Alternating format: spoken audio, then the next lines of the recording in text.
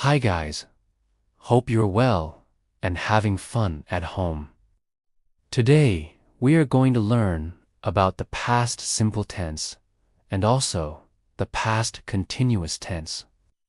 First, we will learn the rules. Then, we will practice. As you know, to describe actions that happened at a specific time in the past, we use the past simple tense. The basic structure is this: subject plus past simple verb. For example, the rain fell yesterday. But sometimes, when we speak about the past, we need to show the connection between the past and the present. This is called the present perfect tense. The basic structure is this: subject plus has plus participle. For example, the rain has stopped. Now, if we want to talk about an action that was in progress before the specific time in the past, we need to use the past continuous tense. The basic structure is this: subject plus was or were plus verb in ing form. For example, she was playing tennis an hour ago. As you can see, we use the ing form of the verb, not the past form. So when do we use the present perfect tense, and when do we use the past continuous tense? Let's look at some examples. Look at these two sentences. They have the same meaning. Has and had both mean possession, but the verbs are different. So which sentence should we use here? Of course, the first sentence. We are talking about possession now. She has a bike. Now let's change the sentence a little. She had a bike. Now we are talking about a specific time in the past. Maybe she doesn't have a bike anymore. So we should use the past simple tense. She had a bike last year. But maybe we are talking about an action that was in progress before a specific time in the past. For example, while she was studying, she broke her bike. In this case, we use the past continuous tense. As you can see, the action of breaking her bike happened before the specific time in the past, so we should use the past continuous tense. What about these sentences? Which one should we use? I have known him for years. Or, I had known him for years. Wait, what does known mean? To know means to be acquainted with someone. We can use it with people, places, things. I know her very well. We haven't seen her for years. I had known her for years means that you knew her from the past up until now. But if we are talking about a specific time in the past, we should use the past simple tense. For example, I met her in 2018. I have met her twice this year. I have known her for 5 years. So, how about the second sentence? Is it correct? No, it's incorrect. Why? Because the verb know doesn't change in the past simple tense. So the correct sentence is, I had known her for years. How about these sentences? I have lived in Vietnam all my life. Or, I had lived in Vietnam all my life. I have lived in Vietnam all my life. means that you've been living in Vietnam since a specific time in the past up until now. But if we are talking about a specific time in the past, we should use the past simple tense. For example, I lived in Vietnam from 2000 to 2005. I have lived in Vietnam all my life. So when do we use the present perfect tense, and when do we use the past continuous tense? Let's look at some more examples. Look at these two sentences. They have the same meaning. I am hungry, or I have been hungry. But the verb hungry is an example of a present participle adjective. Some common present participle adjectives: hungry, awake, busy, clean, dirty, empty, full, good, hot, ill, late, new, old, open, quiet, sad, sick, tired, wrong. These adjectives describe do rod, q, kun, creed, genki, geed, bendi, pur, to you, least to I,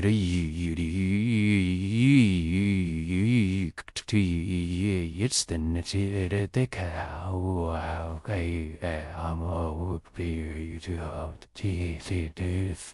So, if we are talking about how you felt at a specific time in the past, we should use the past simple tense. For example, I was hungry last night. I am hungry now. I have been hungry since yesterday. Look at these two sentences. They have the same meaning. It's cold, or it has been cold. But the verb cold is an example of a past participle adjective. Some common past participle adjectives are admitted, amused, appointed, astonished, bored, certain, changed, charmed, disappointed, employed, fixed, flattered, granted, guessed, insured, missed, paid, pleased, proved, raised, relieved, sent, shocked, skipped, smiled, swayed. Smiled, squidged, smiled, swayed, meased, worried.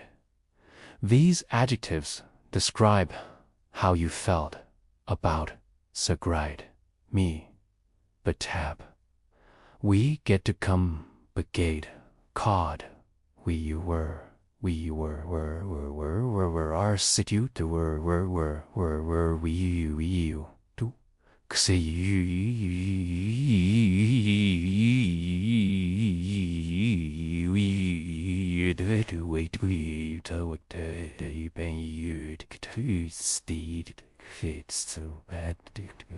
So, if we are talking about how you felt about something in the past, we should use the past participle adjectives. For example, I was amused by the clown. It has been cold since this morning. Let's look at the next rule. If we start our sentence with for or since, we must use the present perfect tense. For example, she has been waiting for the bus for 30 minutes. She has been working since January.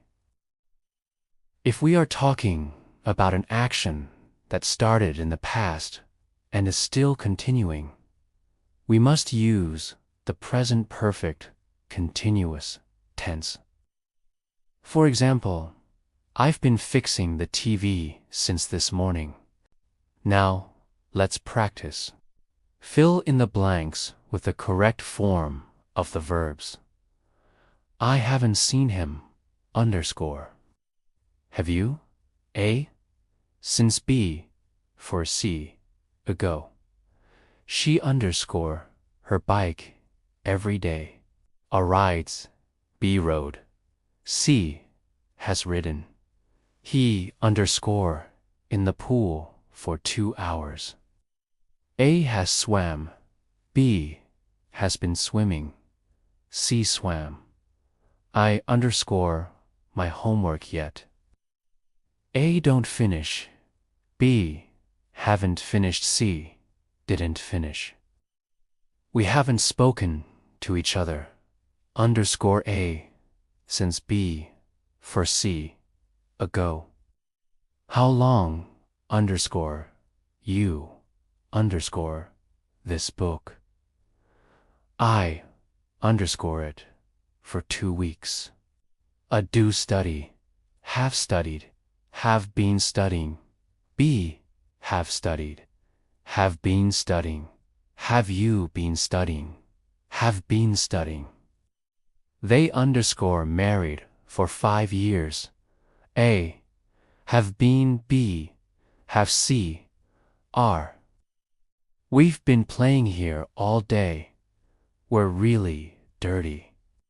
Can I wash myself in your bathroom? Sure. But why underscore you underscore here? A do play. Play. B are playing. Play. C have played, playing. All right, now check your answers. 1. B2, A3, B4, B5, A6, C7, B8, C9, A10, B. That's great. You got 10 out of 10. Give yourself a big thumbs up. And if you got less than 10, don't worry. Keep practicing and you'll get better. Now let's read the story. It's about a little frog named Milo who dreams of becoming a hero one day. He would stand on top of a mushroom with a twig in his hand and shout, "I want to rescue someone." But the other animals just laughed at him. "Frogs don't get to be heroes," they would say. "They get rescued themselves." But Milo didn't care. He knew one day he would become a hero. One morning, Milo smelled something sweet and delicious. He looked up and saw a huge pink marshmallow cloud floating through the forest. It was sprinkling fluffy bits of sugar snow everywhere. At first, it was fun, but soon the cloud grew bigger and started trapping animals.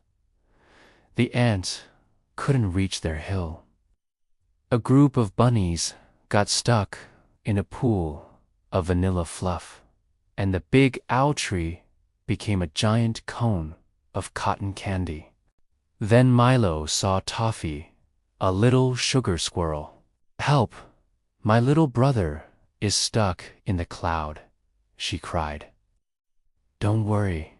This is a job for Frog Hero Milo," he said. He made a plan. Inside his backpack, he had a wooden spoon, a jar of peanut butter, a mini umbrella, and his secret weapon, a licorice rope lasso. He leaped, slid, swung, and squished his way through the forest. He saved the ants with the umbrella, pulled the bunnies free with his licorice rope, and used the peanut butter to make the cloud let go of what it had swallowed. But the cloud wasn't finished with the forest yet. It grew even bigger and angrier than like a vacuum. It started sucking everything up: trees, mushrooms, even an entire picnic table. "Toffee, where's your brother?" shouted Milo. "Toffee's up there. said Toffle, pointing to a tiny squirrel trapped in a pink, spinning sugar ball. Milo didn't hesitate. He opened his umbrella, bounced off a mushroom trampoline, and flew straight into the cloud. Inside, it was warm, soft, and super sticky. He wriggled and squirmed, his hands covered in goo. Finally, he found Toffee. "I came to rescue you," he shouted. "You're a frog," she whispered. "A hero frog," he grinned.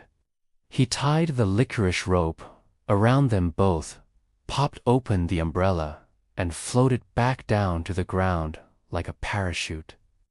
They landed safely on a soft cake. When the cloud realized its prisoner had escaped, it began to shrink. Without Toffee, it was weak. Slowly, it melted away into steam and drifted back into the sky. The animals came out of hiding. "Milo, you saved the forest," they cheered. "Toffee's safe," they cried. "He's a hero," someone shouted. For the first time ever, everyone celebrated Milo.